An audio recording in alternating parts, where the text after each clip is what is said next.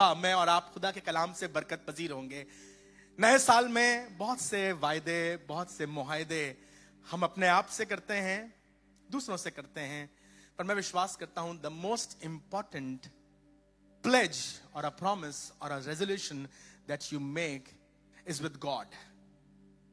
और खुदा करे हमारी बरकत, हमारी आशीष, जैसे आज हम लोग गीत गा रहे थे, आराधना कर रहे थे ना, चाहे ख्वाब सारे पूरे हो जाएं या मेरे ख्वाब बिखर जाएं, हासिल हो सितारे या बिखरे हो ख्वाब सारे, खुदावंद मैं तेरी आराधना करूं। मैं विश्वास करता हूं ये एक बहुत बड़ी बरकत है और ये एक जिंदगी का सबक है जो हमें सीखना है और अमल करना है। क्या जिसके हाथ से सुख लेते हैं दुख ना लें। Those hands are trustworthy। ये अय्यूब ने कहा था और हमें सिखाया था, और दाऊद ने करके दिखाया। कहने लगा मैं दुश्मनों के हाथ से मरूं नहीं चाहता, अकाल हम पर आए ये भी नहीं चाहता, मेरा जीना आए खुदावन तेरे हाथों से और मरना भी तेरे हाथों से हो। और खुदा ने अपनी बड़ी मेहरबानी उस पर दर्शाई है। मैं चाहता हूं आपके साथ अय्यूब उसका 22वां अध्याय और उसका 27वां पद आज इस समय आपके साथ बात कर, विश्वास करता हूं खुदा का कलाम हमें बरकत देगा। Book of Job chapter 27 and chapter 22 verse 27। Job chapter 22 verse 27 reads like this. और तू उससे प्रार्थना करेगा, और तू उससे, मुझे मालूम है साल में 31 तारीख की रात में, पहली तारीख की सुबह, क्या किसी समय आपने खुदा से प्रार्थना करी, सर झुकाया, जरूर से दुआ करी? शायद इबादत घर में करी, शायद खुदा के घर में आके करी, शायद गाड़ी में चलते हुए करी, शायद ऐसे ही ख्याल में करी, पर दुआ तो करी।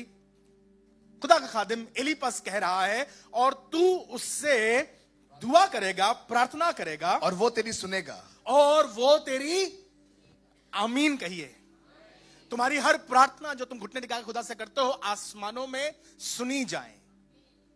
इस जमीन पर हर पिटिशन, हर रिक्वेस्ट इज नॉट, हर application is not always accepted. कभी कभी मना हो जाती है। अंग्रेजी में शब्द है रिजेक्ट हो जाती है। उसे कई बार उठा करके डस्टबिन में फेंक दिया जाता है, फाइलों के नीचे दबा दिया जाता है। पर मेरी दुआ यह है जब तुम अपनी एप्लीकेशन, अपने निवेदन खुदा के सामने लेके जाओ, जब अपने घुटने आसमान के खुदा के सामने टिकाओ, जब तुम्हारी प्रार्थनाएं खुदा के सामने उठाई जाएं, तो ये कलाम पूरा हो कि तू उससे प्रार्थना करेगा और वो तेरी हर दुआ जो तुम उसकी मर्जी के मुताबिक कर रहे हो, every prayer that you are praying according to the will of God and according to the word of God। ये एलीपस बात कर रहा है अय्यूब से। अय्यूब बहुत दुखी था। He was shattered। उसका सब कुछ बिखर गया था, सब कुछ टूट गया था, सब कुछ बर्बाद सा हो रहा था और अपने आप को बहुत दुखी पा रहा था। तब अय्यूब से एलीपस कहने लगा यदि तू सर्वशक्तिमान की ओर फिरे, if you turn towards God, if you turn towards your creator, if you turn towards your maker, अपने खुदा की तरफ फिरे और उसकी सुधि ले और उसकी राहों पर चले, तो वो तेरे लिए आप अनमोल वस्तु बन जाएगा। और फिर कहने लगा तू उससे प्रार्थना करेगा और वो तेरी सुनेगा, और तू अपनी मन्नतों को पूरी करेगा। और तू अपनी मन्नतों को, ये टू वे जॉब है। See, you make a prayer and God would answer. Then when you make a vow, you have to fulfill। अगर आप चाहते हैं कि जो आप खुदा से करें, खुदा बाप तुमने कहा था तुम्हें करना पड़ेगा, प्रभु आपने कहा है तुम्हारे मेरे कोड़े खड़े तुम चंगे हो जाओगे, प्रभु आपने कहा है हमारी शांति के लिए आपने ताड़ना सही है, प्रभु आपने कहा है कि अपने दशमांश लेकर आओ और मैं तुम्हारे बरकत दूंगा, भंडारों को खोलकर आशीष दूंगा, ये आपने कहा है। अगर आप चाह रहे हैं जो खुदा ने कहा है वो आपकी जिंदगी में पूरा हो, तो यह भी जरूरी है कि जो आपने खुदा से कहा है उसे पूरा करें। और मेरी दुआ यह है इस नए साल में खुदा हमारी मदद करे कि अय्यूब उसका 22वां अध्याय 27वां पद मेरी जिंदगी में पूरा हो। The prayers that I make, may God answer those prayers, and promises that I make, the pledge that I make, the vow that I make before God, I may be able to perform that vow. प्रभु मेरी सहायता कर कि मैं जो वायदे तुझसे कर रहा हूं उन्हें तेरे सामने ये गीत सिर्फ गीत नहीं है। जब हासिल हो सितारे तो मैं तेरी आराधना करूंगा, पर खुदा बाप तुझसे कसम खा के कह रहा हूं, बिखरे हो जब ख्वाब सारे तब भी तेरी आराधना करूंगा। जो लोग सामने खड़े होकर आज कह रहे थे हम खुदा के घर में दशमांश लेकर आएंगे, आपसे गारंटी के साथ कह रहा हूं, इट इज नॉट इजी कि आप हर बार एक हिस्सा निकालो लेके आए। मैं लेके आया हूं खुदा के हुजूर। कई बार ऐसा लगेगा कि शायद बच्चे की फीस, कई बार ऐसा लगेगा शायद हमारा खाना, कई बार ऐसा लगेगा हमारा प्लान, कई बार ऐसा लगेगा हमारी इंपॉर्टेंट चीज है, पर अगर तुम उसे पूरा करोगे ना तो आसमान का खुदा अपनी बरकत को तुम पर बरसाएगा। Make it a pledge to yourself, और तू अपनी मन्नतें पूरी कर। और खुदा, बाइबल में लिखा हुआ है, खुदा के हुजूर जाकर मन्नत मानना और पूरी ना करना या उसमें देरी करना, इससे अच्छा है कि तू उसे ना मानता। क्योंकि बाइबल के हिसाब से और सबोपदेशक के लेखक के अनुसार हम मूर्ख गिने जाते हैं अगर हम मन्नत माने और उसे पूरी। मन्नत मानना बाइबल में, प्लेज करना बाइबल में पहली बुक से शुरू होता है। From the very first book till the last book you would see people making pledge to God. मन्नत मानना या परमेश्वर के सामने किसी बात का वायदा करना। मन्नत मानने का सरल शब्द यह है वायदा, प्रॉमिस, प्लेज। खुदा बाप हमने इस बात की मन्नत मानी है, अगर तू हमारे लिए ऐसा करेगा तो हम ये करेंगे। अगर हमारे बच्चे को पास कर देगा तो हम चर्च में लड्डू खिलाएंगे। अगर प्रभु तूने अनुग्रह किया, हमारे पापा को ठीक कर दिया तो हम ऐसा करेंगे। जैसे हन्ना ने किया था ना, यदि तू मुझे औलाद देगा तो मैं उसे तेरे घर में। ये आसान नहीं था। It was not easy, it is never going to be easy. पर मैं धन्यवाद करता हूं जब आसमान के खुदा ने उसकी प्रार्थना को सुना और पूरा किया, तो अब जिम्मेदारी थी हन्ना की कि वो भी अपनी मन्नत को पूरी करे। मैं खुदा का शुक्र करता हूं ऐसी विश्वास योग औरतों के लिए, ऐसी विश्वासनियों के लिए जिन्होंने खुदा से मन्नत मानी और उसे पूरा किया। खुदा करे तुम भी हन्ना की उस श्रेणी में खड़ी हो कि तुमने खुदा से मन्नत मानी और खुदा ने उसे पूरा किया और तुमने भी अपनी मन्नत को खुदा के लिए पूरा किया। फिर मालूम आपको कहानी में क्या लिखा है? और फिर लिखा है, और दान से लेकर बेरशबा तक सबको मालूम चल गया कि हन्ना का बेटा सैमुएल खुदा का नबी मुकर्रर हुआ है। If you are ready to fulfil the pledge and the vow that you have made before God, अगर तुम तैयार हो उस वायदे को पूरा करने के लिए ना, जो तुमने खुदा से किया है, बंद कमरे में किया है, लोगों के सामने किया है या अकेले में किया है, तो आसमान का खुदा तुम्हें बढ़ाएगा और बंद कमरे में नहीं, पर दान से लेकर बेरशबा तक सबको मालूम चलेगा कि खुदा ने तुम्हें बरकत दी है। हन्ना ने चिल्लाकर, एलानिया मंदिर में खड़े होकर सीढ़ियों के सामने नहीं कहा था, खुदा तू मुझे औलाद दे और मैं उसे तुझे दे दूंगी। वो तो सिसकियां भर रही थी, उसकी दुआएं तो खुद बगल में खड़ा एली नहीं समझ पा रहा था। Her pledge was made in her silence, in her tears, in a corner, but she performed her vow. उसने अपनी प्रतिज्ञा को पूरा किया और खुदा ने उसे एलानिया बरकत दी। गिनती की पुस्तक उसका 30वां अध्याय और उसके पहले और दूसरे पद से सुनिएगा। बुक ऑफ नंबर्स उसका 30वां अध्याय उसके पहले और दूसरे पद में यूं लिखा हुआ है, फिर मूसा ने इजरायली गोत्रों के मुख्य पुरुषों से कहा। फिर मूसा ने इजरायलियों के कुछ खास लोगों से, प्रधानों से, main people, important people, prestigious people, responsible, I am not talking to just everybody, I am talking to some important people in the house. आप घर में इंपॉर्टेंट हैं, you are the source of income in the house. आप घर के संचालक हैं, आप मुखिया हैं। बेटा सबसे बड़ा हिस्सा तू अपने घर में पूरा करता है। खुदा ने तुझे बरकत दी, अच्छी नौकरी दी, तेरा बिजनेस सफल है, तू इंपॉर्टेंट है, सारे फैसले तेरे द्वारा लिए जाते हैं। भैया आपके घर में, पूरे खानदान में किसी की शादी होती है, पहले आपसे पूछा जाता है, तारीख आपको ध्यान में रखी जाती है, बिकॉज यू आर इंपॉर्टेंट। बहन तुम इंपॉर्टेंट हो। आज मूसा इजरायलियों के कुछ खास लोगों से, एक एलीट ग्रुप से, एक इंपॉर्टेंट क्लास से बात कर रहा है और उसने इजराइल के मुख्य लोगों को जमा किया और उनके साथ मीटिंग करते हुए उनसे बात की और क्या कहने लगा? यहोवा ने ये आज्ञा दी है। यहोवा ने ये, मूसा को परमेश्वर ने कई बार आज्ञा दी और मूसा अपनी आज्ञाओं को लेकर के, पहली बार 10 आज्ञाओं को लेकर के सबके सामने पब्लिकली बताता है। पब्लिकली उसकी घोषणा करता है, लोगों को एलानिया बताता है, सब लोग सुनते हैं। पर आज इस बारे में परमेश्वर ने जो मूसा से कहा, मूसा ने कुछ खास लोगों को चुना है। भैया आप इन्फ्लुएंशियल हैं और मैं चाहता हूं आप इस बात को समझिए। दीदी आप इंपॉर्टेंट हैं, भाई साहब आप बड़े महत्वपूर्ण हैं, और मैं चाहता हूं अगर आप इस बात को समझ लेंगे ना, तो फिर आपके खानदान में, आपके गोत्र में, आपके ट्राइब में बाकी लोग भी इसे फॉलो कर सकेंगे। Take the responsibility for your family, for your self and for your tribe and for your clan.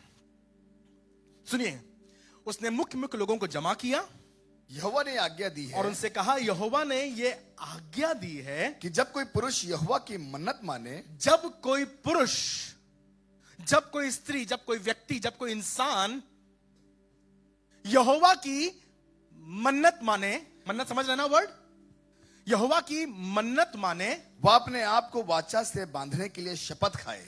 तो ये क्या है कि आपने अपने आप को एक वाचा से बांध दिया है और कसम खाई है। मन्नत को एक्सप्लेन करा गया है। इन लोगों को मालूम था मन्नत क्या होती है, लेकिन उसके बाद भी मूसा ने उसको एक्सप्लेन किया, कहा जो तुमने कसम खाई है, दूसरे शब्दों में जिस तरह से तुमने अपने आप को खुदा के साथ बांध दिया है। अंग्रेजी में वर्ड है you have committed your self. तुमने अपने आप को, खुदा बाप हम तेरे सामने आए हैं, तुझसे कहना चाहते हैं, हमारा तुझसे ये वायदा है, हमारी तुझसे प्रतिज्ञा है कि खुदा बाप चाहे ऐसा हो चाहे ऐसा हो, लेकिन हम अपने आप को तेरे सामने बांध रहे हैं। जब बन जाते हैं ना तो फिर उससे भाग। दाऊद ने कहा था भजन 118 में, यज्ञ पशु को वेदी के सींगों से, रस्सियों से बांध दो। कुर्बानी करने के लिए, बलिदान के लिए लोग पशु लेकर आया करते थे, जानवर लेकर आया करते थे, और जानवर को ला करके वेदी पर रखते थे। वेदी में चारों तरफ सींग लगे होते थे। क्यों? जब एक इंसान जानवर को बलिदान के लिए लेकर आता था तो उसके आगे के पैर, पीछे के पैर बांध दिया करता था, और उठा करके भेड़ हो, बकरी हो, मेमना हो, बछड़ा हो, जैसा भी हो, उसे लेके आता था। आपको मालूम, जानवर लोग समझ जाते हैं। Animals get that feeling, they understand something bad is happen to us. कुछ हमारे लिए कुछ बुरा, कुछ भयानक होने वाला है। जब आप देखिए कभी कभी मुर्गियां जाती हैं दड़बे में, तो आपको दिखाई पड़ जाता है खौफ बिल्कुल साफ होता है। जब वो हाथ डालता है पिंजड़े में, तो सबसे पहले मुर्गा क्या कहता है, मुझे ले लीजिए। देखा आपने, सब कोशिश करते हैं कोने में छुप जाएं, पर फिर कोई ना कोई एक हाथ में पकड़ाई में, they understand something bad is about to happen, कुछ भयानक होने वाला है। ये जानवर भी समझ जाया करते थे कुछ भयानक होने वाला है।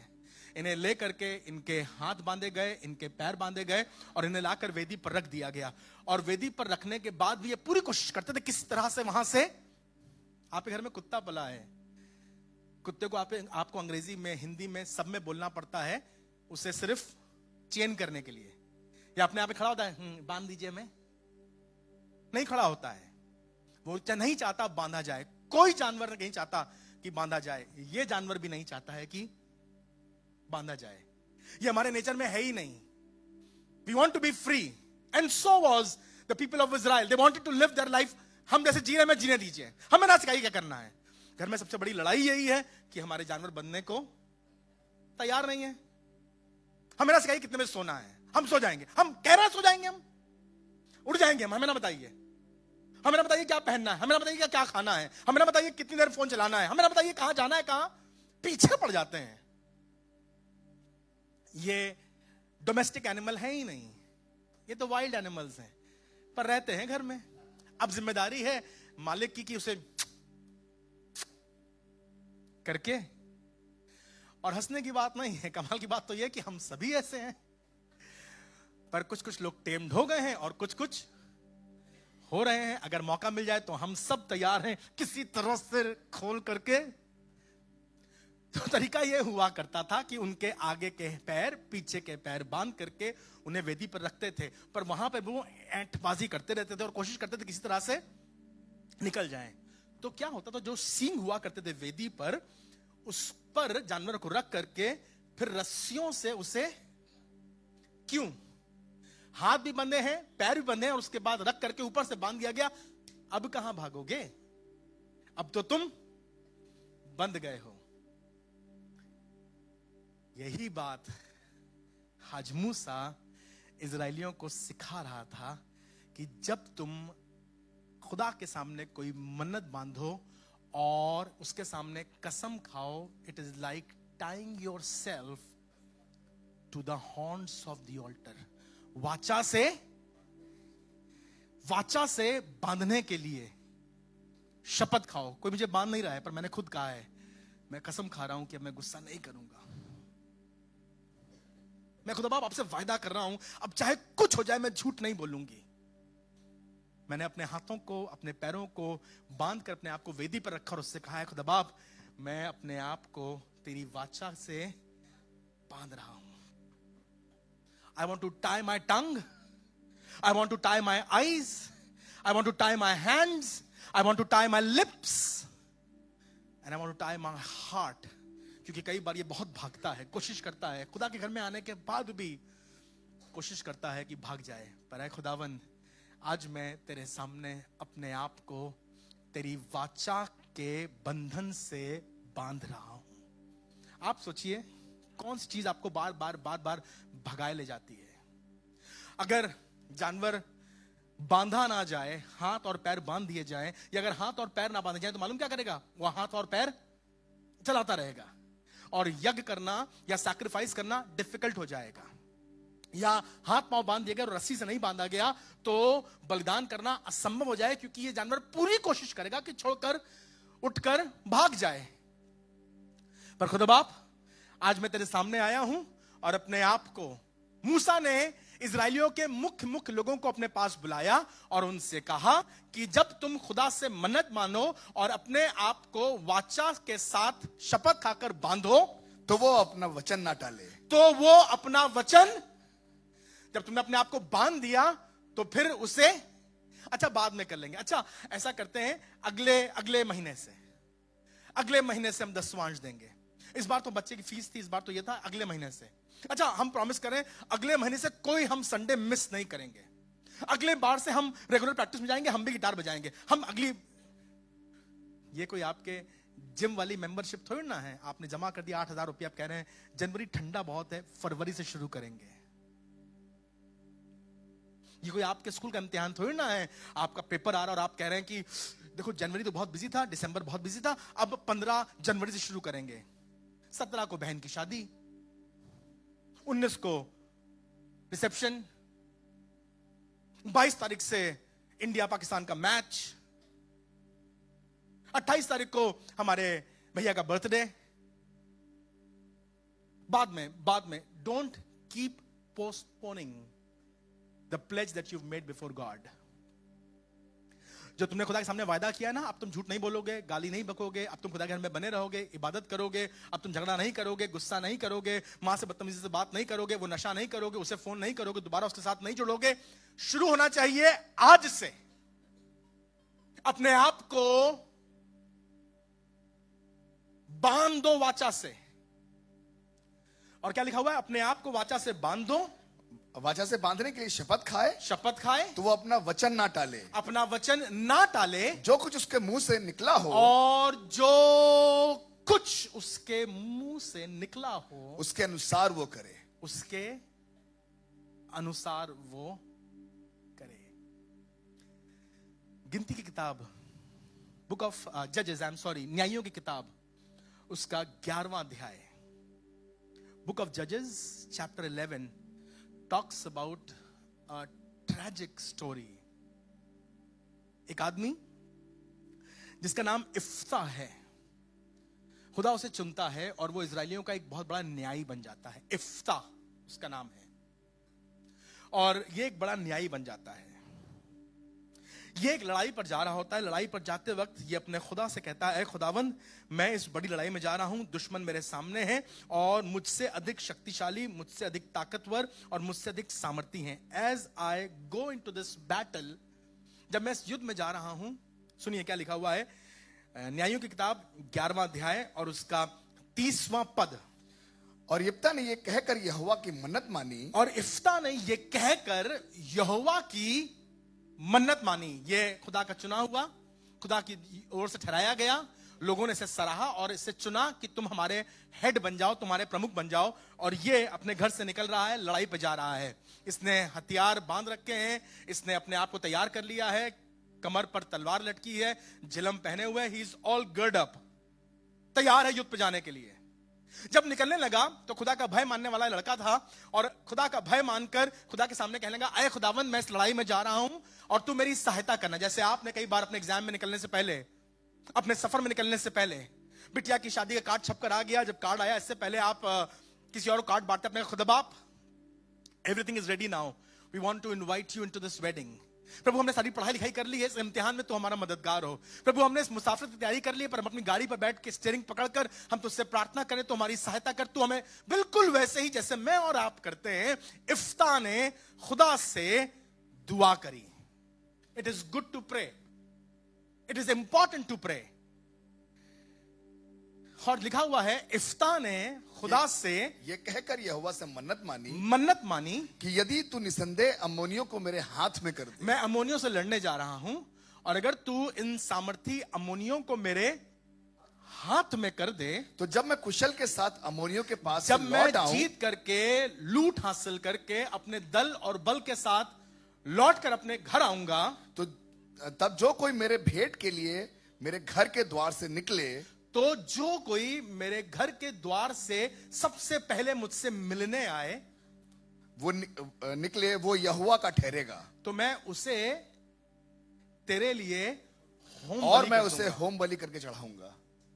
बाप रे बाप, एक बहुत बड़ी बात इफ्ता ने यहोवा से कह दी। मैं जा रहा हूं उस लड़ाई पर, और अगर तू मेरे साथ चले, तो मुझे फतेहमंद करे, तो मुझे विजयी बनाए, तो मुझे जीत दे, तो मैं लौट कर आऊंगा, और जो मेरे घर सबसे पहले आएगा ना, उसे कुर्बान कर दूंगा तेरे लिए। और इफ्ता ये कह के चला गया। अब इफ्ता ये कह के चला गया, लड़ाई शुरू हुई। लड़ाई बहुत भयंकर थी। आसमान के खुदा ने अपने हाथ को बढ़ाया, and that which seemed impossible was performed by God, और परमेश्वर ने इफ्ता को एक बड़ी जय दी। दुश्मन बहुत बड़ा था, 4 गुना बड़ा दुश्मन था, शत्रु की सेना बहुत बड़ी थी, लोग मिलकर आए थे, they were in alliance, एक साथ टीम बन के आए थे, लेकिन उसके बाद भी कमजोर सेना जो इफ्ता के साथ थी, वो इन जोरावर योद्धाओं पर और इन राजाओं पर जयवंत हो गई। और पूरा इजराइल खुशी मना रहा है, एप्रेमी खुशी मना रहे हैं। They are flabbergasted, God has given us victory that seemed impossible. और बहुत खुशी मनाते हुए, लूट हासिल करके, जय जयकार करते हुए ये सब लौट कर आ रहे हैं, और सब लोग राजा की जय, इफ्ता की जय, इफ्ता हमारा राजा, इफ्ता हमारा न्यायी, इससे अच्छा कोई नहीं, खुदा की बरकत साथ में है, खुदा का हाथ इसके साथ में है। और जब अपने लश्कर के साथ, बड़ी जय के साथ, खुशी के साथ, लूट के साथ जय जयकार करता हुआ इफ्ता लौट कर आ रहा है, और पूरे नगर को सजाया गया, इफ्ता आ रहा है, इफ्ता आ रहा है, इफ्ता आ रहा है, everybody is rejoicing and everybody is dancing as Ifta enters the city and heads towards his house, अपने घर की तरफ बढ़ता है। सबको मालूम है इफ्ता जीत कर आ रहा है, हम लोग हार गए थे, कमजोर हो गए थे, अम्मोनियों ने कुचल दिया था, पर खुदा ने इफ्ता के द्वारा में बड़ी जय दी है। जब वो घर के पास पहुंचता है, इससे पहले कि उसकी बीवी निकलती, इससे पहले कि कोई और निकलता, इससे पहले कोई नौकर निकल के उसको हार बनाता, उसकी लड़की जिसकी उम्र केवल 13 साल थी, नाचती कूदती निकल आई, पापा पापा पापा, और आकर पापा से लिपट गई। Daughters really love their father, और ये तो इकलौती बेटी थी। बिटिया को नहीं मालूम था कि पापा ने खुदा से क्या मन्नत मानी है। मिसेस जेफ्ता को भी नहीं मालूम था कि मेरे पति ने खुदा से क्या मन्नत मानी है। किसी को नहीं मालूम था। बहुत जय जयकार, बहुत शोर शराबा, बहुत नाच गाना, बहुत ढोल नगाड़े थे, लेकिन जैसे ही जेफ्ता ने, जैसे ही इफ्ता ने अपनी बेटी को देखा, अपने कपड़े फाड़ लिए, बिलक बिलक के रोने लगा। वो जश्न का माहौल मातम में बदल गया, सब लोग घबरा गए, ये क्या हो गया, राजा क्यों रो रहा है, कपड़े क्यों फाड़ लिए इसने, अपने आप को घुटने पे टिका लिया, क्यों उसकी आंख में आंसू। आज तो जय का दिन है, आज तो फतह का दिन है। लड़की उससे लिपटी हुई थी, कुछ समझ में नहीं आ रहा है, छोटी बच्ची 12 साल की, 13 साल की, पापा क्या लाए हैं, पापा क्या लाए हैं, पापा क्या लाए हैं। पापा तो इतना कुछ लेकर आए थे जीत में, लूट में, पर उनको ऐसा लगा जैसे यहां आते मेरा सब कुछ लुट गया। अपनी बिटिया को गले से लगाया था और चिल्ला चिल्ला के रो रहा था और कह रहा था तूने मेरी कमर तोड़ दी। क्या हो गया पापा, क्या हो गया। सब सेना के लोग, सब सेनापति, याजक उसके पास आए, कहने लगे इफ्ता क्या हो गया, बताओ हमें क्या हो गया। मैंने खुदा से मन्नत मांगी थी, किस लड़ाई में मैं जा रहा हूं और खुदा अगर मेरी मदद करेगा, मुझे विजयी बनाएगा, तो सबसे पहले जो मेरे घर से निकल कर आएगा मैं उसे खुदा के लिए कुर्बान कर दूंगा। और मेरी बेटी सबसे पहले भागती हुई निकल कर आ गई। जो वाचा मैंने खुदा से बांधी है मैं उसे टाल, क्योंकि मैंने अपने आप को बांध रखा है। This has been a very tragic story in the Bible, but it is a lesson of life that we can learn from God and from this book of Judges.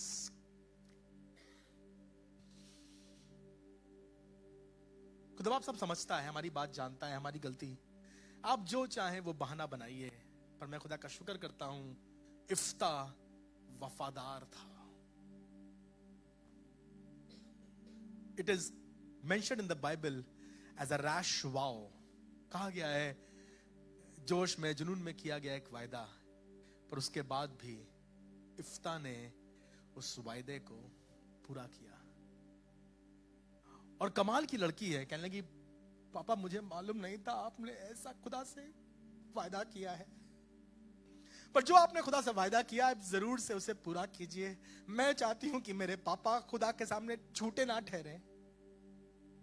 इफ्ता और बिलक बिलक करने लगे, कहने की मुझे सिर्फ 1 महीने का समय दीजिए ताकि मैं अपनी कुछ सहेलियों के साथ पहाड़ पर जाकर थोड़ा समय बिताऊं, थोड़ा खुदा के सामने ठहरूं, and then I promise I will come back and I will offer myself to the Lord.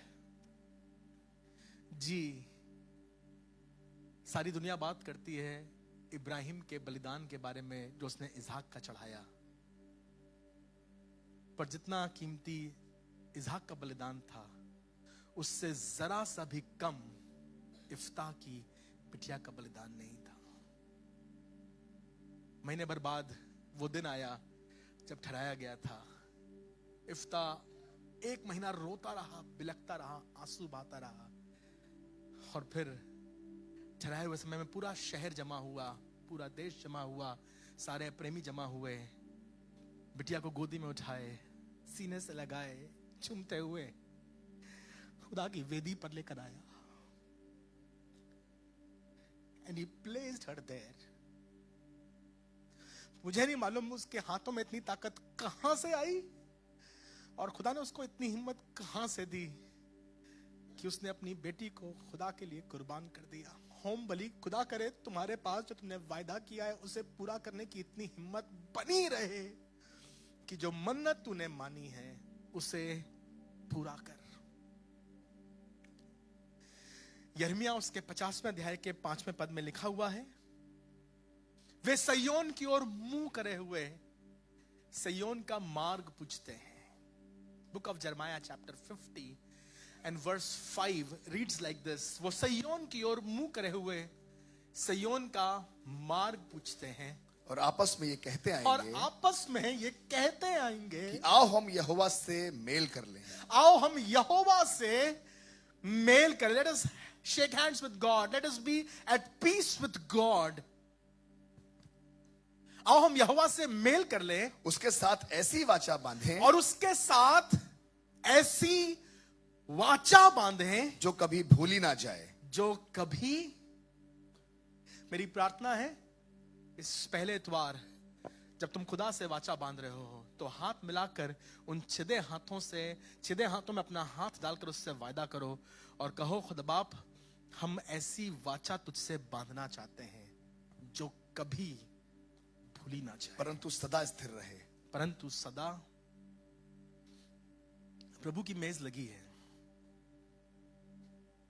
यह उसके वाचा का प्रतीक है। ध्यान से सुनिएगा, यीशु मसीह के पीठ पर 39 कोड़े मारे गए, सर पर कांटों का ताज धसा दिया गया और उसके पांजर में भाला भुगोद को चुभा दिया गया। उसकी पीठ पर 39 कोड़ों के निशान ऐसे थे जैसे उस पर किसानों ने हल चलाया हो। पर कमाल की बात है, उसकी पीठ चंगी हो गई। सर पर कांटों का ताज था जो धसाया गया, पर कांटों के ताज के निशान उसके सर पर अब दिखाई नहीं पड़ते हैं। अजीब इत्तेफाक है, उसके हाथ में जो कीलें ठोकी गईं, उसके निशान आज भी दिखाई पड़ते हैं। यूहन्ना आसमान में कहता है कि मैंने उन छिदे हुए हाथों को देखा। You know why? ये छिदे हाथ उसकी वफादारी और उसकी मोहब्बत और उसकी प्रतिज्ञा की निशानी है, जो हमेशा याद दिलाते हैं। खुदा करे तुम्हारे पास भी ऐसी कोई निशानी हो कि तुम्हें याद दिलाए कि तुमने अपने खुदा से वाचा बांधी है। Make a pledge and make a pledge in this hour. I don't know what you need to make a pledge about. पर खुदा करे तुम अपने खुदा से एक ऐसी वाचा बांधो जो भूली। पुराने लोग कहते थे गांठ बांध लो। औरत काम करती रहती थी, उसके पल्लू में गांठ बंधी होती थी। जैसे गांठ उसने छुई, अपना मुंह पोंछा, हल्का सा गांठ से चोट लगी, याद आ गया उसको कि उसका वो काम अधूरा है। गांठ बांध लो। मेरी दुआ यह है आज कोई आत्मिक रूप से एक गांठ बांध ले कि मैं झूठ नहीं बोलूंगा। I will no more indulge myself in unholy things. I will no more go on that road again.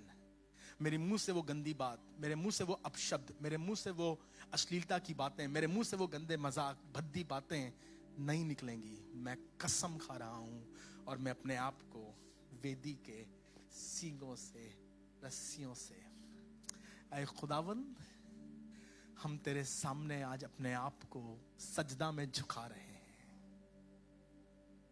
इफ्ता बहुत दिलेर और हिम्मती था, पर चाहता हूं मुझे भी ये तौफीक दे और हिम्मत दे खुदावंद कि मैं भी वायदों पर, मुआहदों पर और प्रतिज्ञाओं पर सच्चा खड़ा हो सकूं। तेरी मदद के बगैर हम नहीं कर सकते।